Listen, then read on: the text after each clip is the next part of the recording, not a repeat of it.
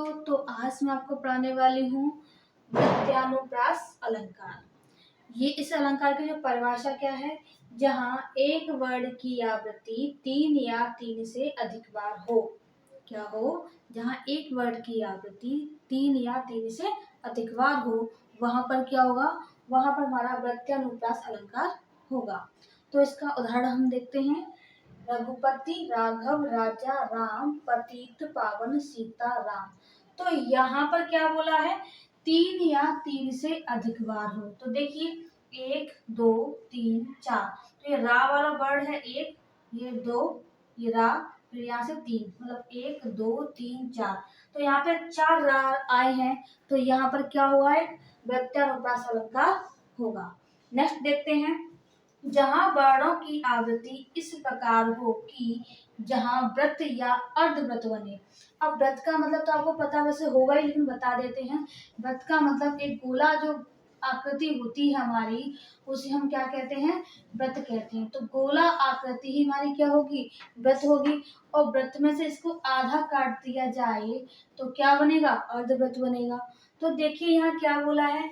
जहाँ वर्णों की आवृत्ति इस प्रकार हो कि जहाँ वृत्त या अर्धव्रत बने, उसे हम क्या बोलेंगे? उसे हम प्रत्यानुप्रास अलंकार कहेंगे। नेक्स्ट क्या है?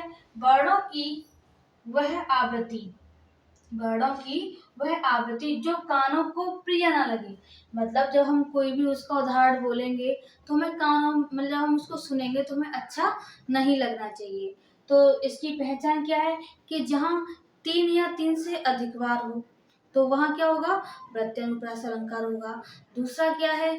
कि जहाँ पर व्रत या अर्धव्रत हो, जहाँ पर व्रत या अर्धव्रत हो, तो वहां पर क्या होगा? प्रत्यानुप्रास अलंकार होगा। नेक्स्ट क्या है? कि जो आपके कानों को प्रिय ना लगे, वहां पर क्या होगा? प्रत्यानुप्रास अलंकार होगा। तो आगे इसके उदाहरण हम देख लेते हैं। उदाहरण क्या है? पके पेड़ पर पका पपीता। तो देखिए फिर से पा पा पा पा पा। तो 1 2 3 4 5। तो यहाँ से जो पा बने हैं वो कितने हैं? 5 हैं, मतलब 3 से अधिक हैं। तो कौन सा होगा? प्रत्यानुप्रास अलंकार होगा। नेक्स्ट क्या है? तरनी तनुजा तट तमाल तरवर बहु छाई। तो यहाँ पर जो त वाला वर्ड है, देखिए तो कितने सारे वर्ड हैं? तो 1 2 3 4 5। तो 5 ता है। तो कौन सा वर्ड होगा यहाँ पर? कौन सा अलंकार होगा?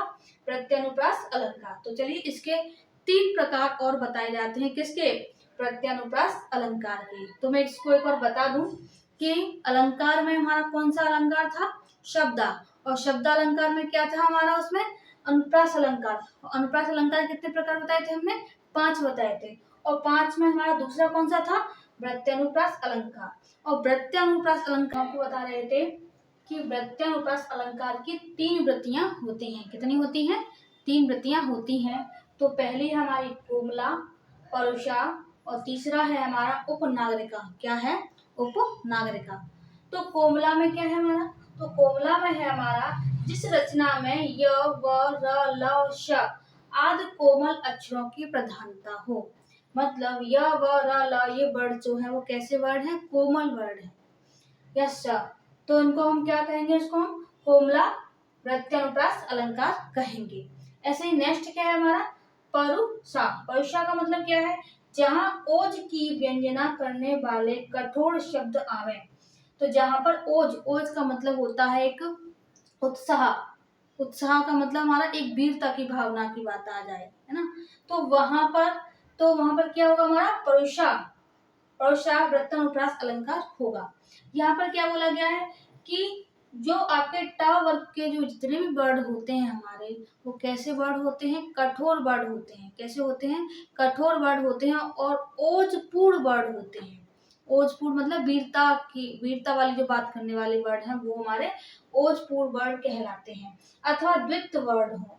द्वित्व वर्ड का मतलब होता है जैसे कि हमारा डिब्बा हो गया, ठीक है, दिल्ली वाला वर्ड हो गया।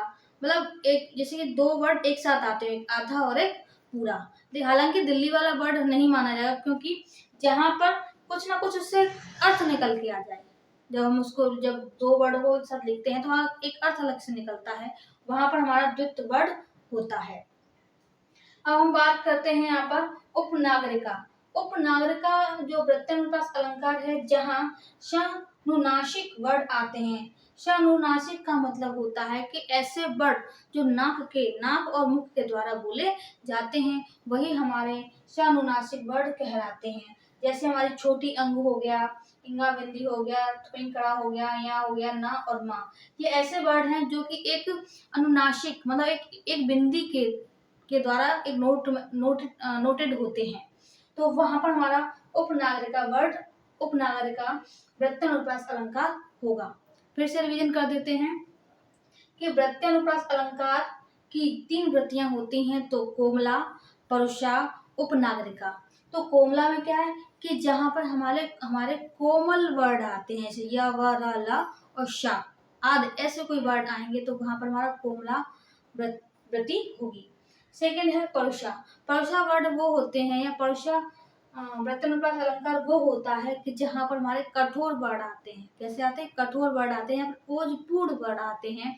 जैसे आपका ट वर्ग जो है हमारा, मैंने आपको वर्णमाला में ट वर्ग का वर्ग ये सिखाए थे आपको। तो ट वर्ग में 5 वर्ड आते हैं हमारे, ट, ठ, ड, ढ, ढ।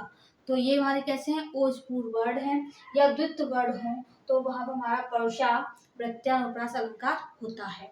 ऐसे ही उपनागरिका में क्या होता था? जहां पर नासिकाएं वर्ड होंगे तो वहां पर हमारा क्या होगा? वहां पर हमारा प्रत्यानुप्रास अलंकार होगा। चलिए इन तीनों की हम उदाहरण और देख लेते हैं, उदाहरण बताते हैं। तो पहले में क्या था कि कोमला क्या होता है कि जहां पर कोमल वर्णों का यूज हो, य, व, र, ल और श। तो इसका उदाहरण क्या है?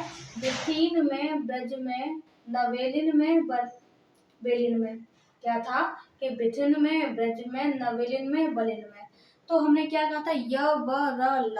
ये तो था य, व, र, और श, यही वर्ड थे हमारे कोमल वर्ड। तो देखिए यहाँ पे व वर्ड दिख रहा है आपको, ये वाला। तो ये क्या है? ये सभी हमारे कोमल वर्ड हैं। कैसे हैं ये सभी? ये हमारे कोमल वर्ड हैं, इसलिए हमने इसको क्या माना? कोमलावृत्ति माना और प्रत्यानुप्रास अलंकार में आता है। नेक्स्ट है परुषा। परुषा में क्या बोला था कि जहां पर ओजपूर्ण वर्ड हो या ट वर्ग हो या फिर कह सकते हैं हमारे द्वित्व गुण। बताया था हमने आपको द्वित्व गुण। जहां पर द्वित्व गुण का मतलब है जहां पर 2 वर्ड हो, एक आधा हो और एक पूरा हो, तो वहां पर क्या होगा? हमारा परुषावृत्ति अलंकार होगा। तो देखिए परुषा में क्या है? चरण, चोट, चटकन, चकोट, अर उपसिद, बज्जत।